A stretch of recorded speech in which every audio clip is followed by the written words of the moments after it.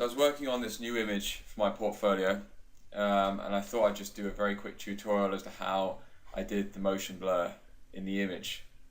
So as you can see, this is the raw render, and all of the motion blur is all in camera. That's including the movement of the camera and the spin of the wheels. So this is the final image, and I'll be walking you through very quickly how I did that effect.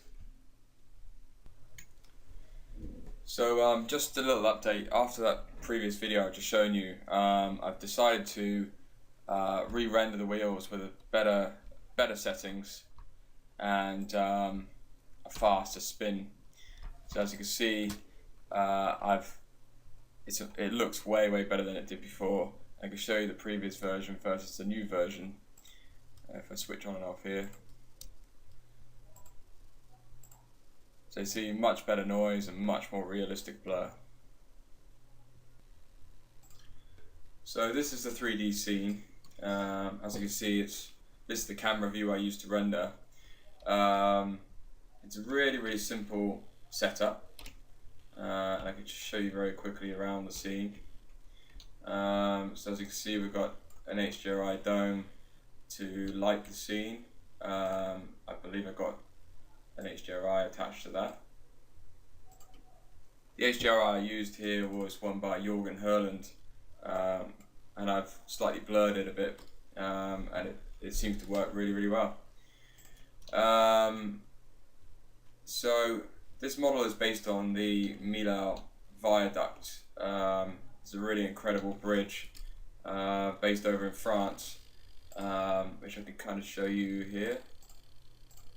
Millau Viaduct. So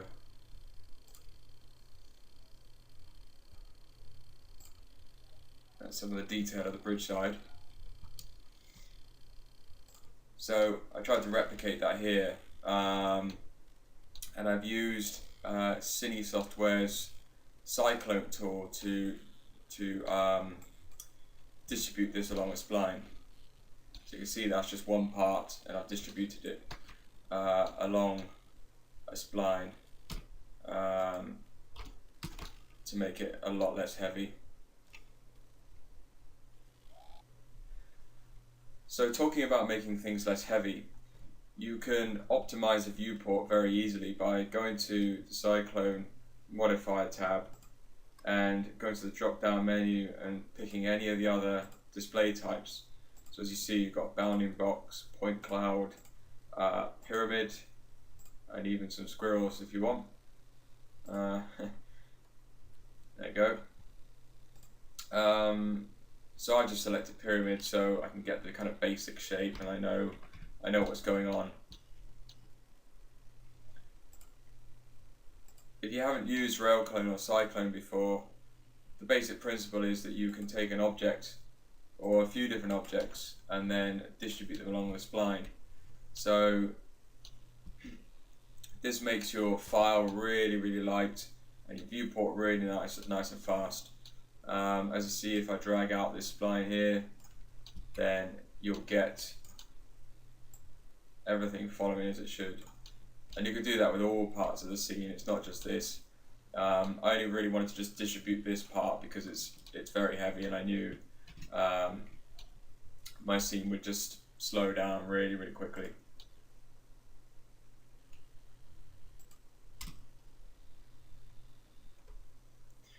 So if you type into Google car motion blur, you'll find quite a lot of images very similar to what we're trying to achieve.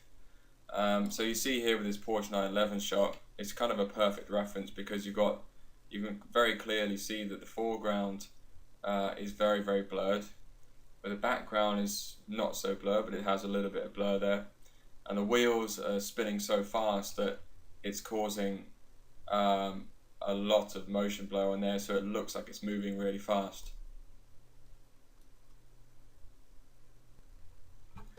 So again, if you Google car camera rig, you'll find quite a lot of different images where you've got a kind of behind the scenes shot as to how they've done it. and you'll see this like kind of boom-like thing which is attached to the car with a camera at the end of it. Now this is how you actually achieve that previous shot, where the camera is tracking the car at exactly the same pace, but everything else is moving past really quickly and the wheels are spinning faster than the camera's shutter speed. A nice website where you can see all this put together is carcamerarig.com. So if you go onto here, you'll see various rig shots. I just flick through, you can see some really nice stuff and details as to how it's all put together.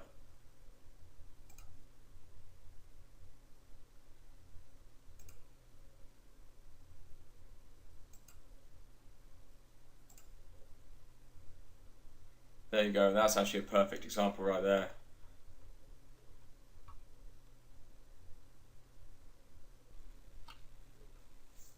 So if we now go into 3ds Max again, you'll see that we've got exactly that set up in the scene.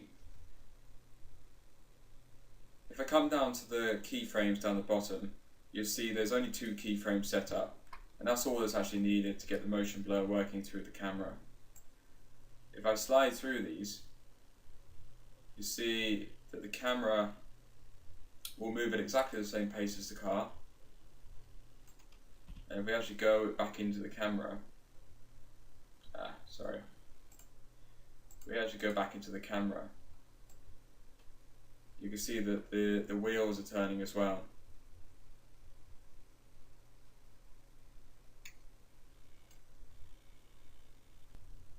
So in order to get the motion blur working for the wheels, the first thing you'd have to do is make sure that, one, you group your wheels or attach the whole lot into one thing, obviously excluding the calipers because they don't move, and then make sure that your pivot is set to the center of the wheel.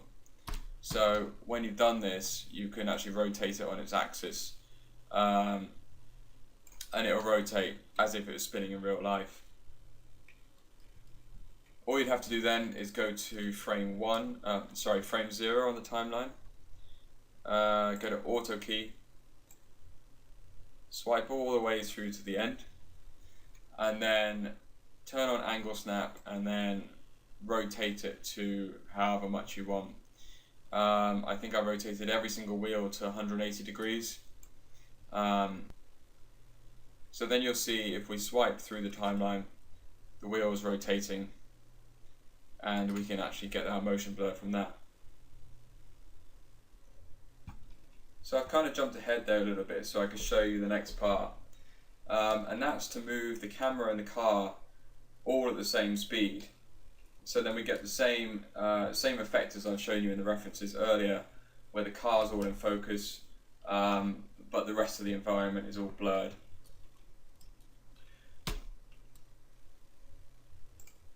So since I've already got my shot composited here with this structure on the left, I want to basically move my car into this position at the middle of the time frame. So what I'm going to do is shift it back along the x-axis by 5 meters. And then from there I'm going to auto key like I did with the wheels. Go all the way to the end of the timeline, and then I'll move it back by double the distance. So that's 10 meters. So now when I move it to the middle of the frame, the middle of the timeline, sorry, I've got exactly the same composition as I did before.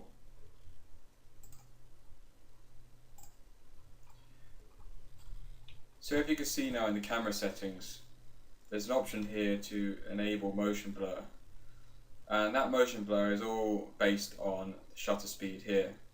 So if I do this at a faster speed, then it's going to freeze the motion, and if I do it at a slower speed, it's going to blur more. Just to show you very quickly on some pretty bad render settings, if I take it down to say 1000, I'll just make this really, really low.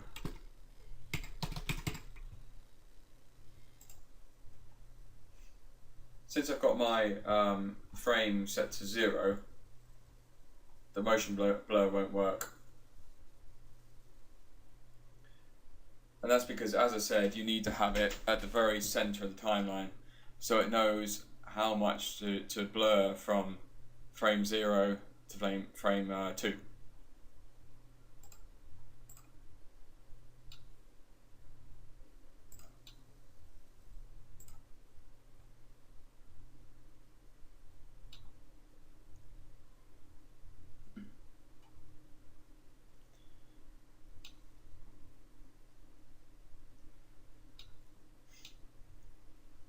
So as you can see, there's absolutely no blur on the wheels there at all, or the environment. So if I just cancel that a second, what I'll do is just do a region here, and then go to the center of the timeline, and then just render that part again.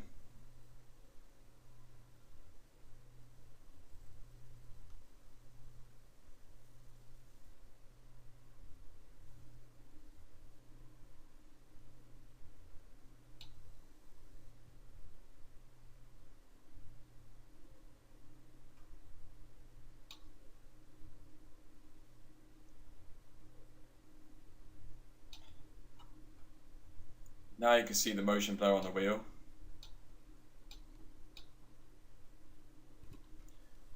And I'll just region this bit here so you can see the blur between the column on the left and the road.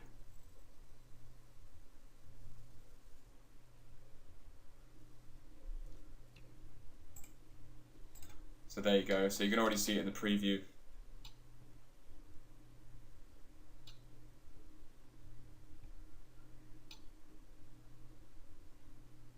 There you go. So you got this really nice in-camera blur.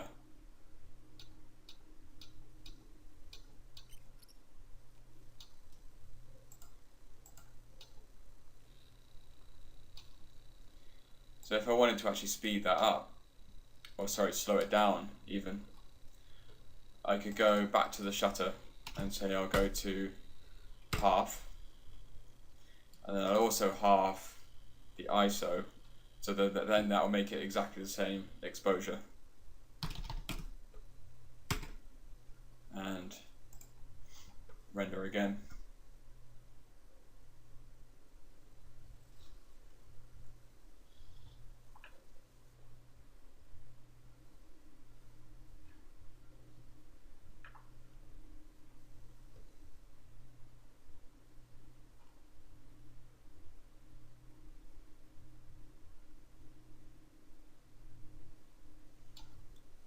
There you go, so more blur now, but exactly the same exposure as before. So I'll now just very quickly render the entire scene with those settings, so I get a good kind of preview as to what it's going to look like when I render at full settings.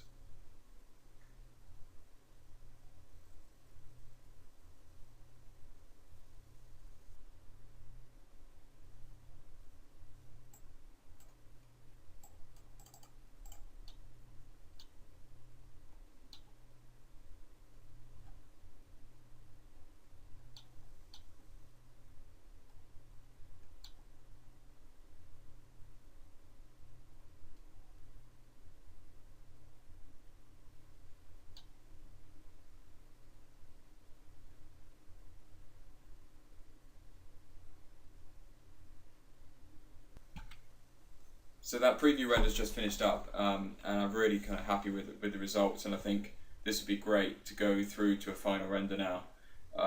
In fact, the blur on the environment is actually much better than it was before, using the kind of slower shutter speed and I think I actually moved the camera a little bit further than I did before, so it's blurring much nicer now. So I think I'll actually go ahead and re-render that fully. And then I'll get back into Photoshop and show you the rest. So I've got a little trick here for you. When I was doing some of the tests of the render settings, color mapping in particular, I thought I would test between the burn value here and setting the burn value in the frame buffer. So obviously it's exactly the same setting, but you could just control it here or you can control it there. So originally what I did was to set the burn value to 1, which is equivalent to linear, and then I would raise my exposure and then adjust the highlight burn until I got the right kind of brightness and burn value in the frame buffer. So I saved out that version, and then I then went back and then I put the burn value in the color mapping section, and went to the camera and set a higher ISO, so then I could see the scene better. So it turns out there's actually quite a big difference between the two. In Photoshop here I've got the two stacked up. So the bottom one here is with linear settings and the Vray frame buffer set to the right exposure and burn value. And then if I switch on the one above, this is the burn value in the color mapping section. So if I actually flick between the two, you can see quite a big noise difference, and that's actually using exactly the same settings as well. I wasn't too worried about a little bit of noise because I was going to clean it up in Photoshop or Vray anyway with a denoiser, but you can see all over the scene it's quite a big difference.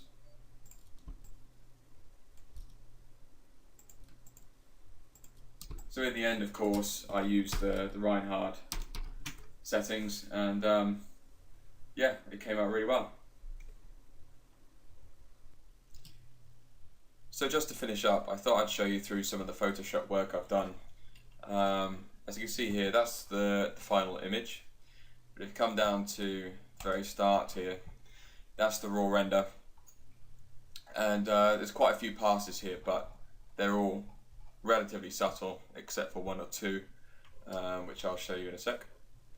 So the next pass is using Nik Color Effects, which used to be a paid plugin, but now it's free. That's by Google, so go ahead and download that because it's really, really good for grading photographs, CG, anything really, really good for color correction and sharpening images as well. Yep, so that's that. On top of there is the pass for the wheels, which I showed you earlier, and a quick curves adjustment to that. Again, I'll just go through these quite quickly. There's a very subtle color balance there. Now this is the major one, the color lookup. I was using the Canon N2, which you can find online somewhere. Just Google it. Again, curves, small curves adjustments, slight hue and saturation. Again, there's a subtle tweak to the color of the car there. Yeah, that's not really doing anything. Don't know why that's there. Yeah, reflection on the wheels. I think that's a specular pass for the road.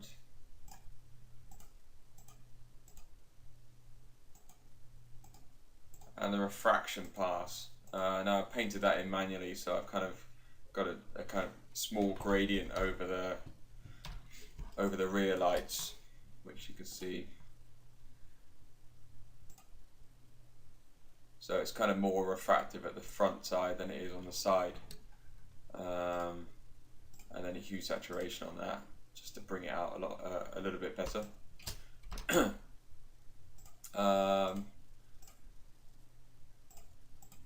Just some final kind of tweaks to the curves and levels, and then just a final effect of a bit of kind of bloom with a blue tint to that, like a skylight blue tint. Final curves, That just gives it a lot more kind of contrast and grounds the car much better. And then a little bit of a colour balance. Now the top two layers are just a black and white. Now I'll turn that on and off just to make sure that I've got the right kind of balance between where the white points are and the dark points are, so the car stands out and the sky is nice and bright. And a crop. So this kind of focuses a little bit more on the car, but I quite like the full image, so I left it like that.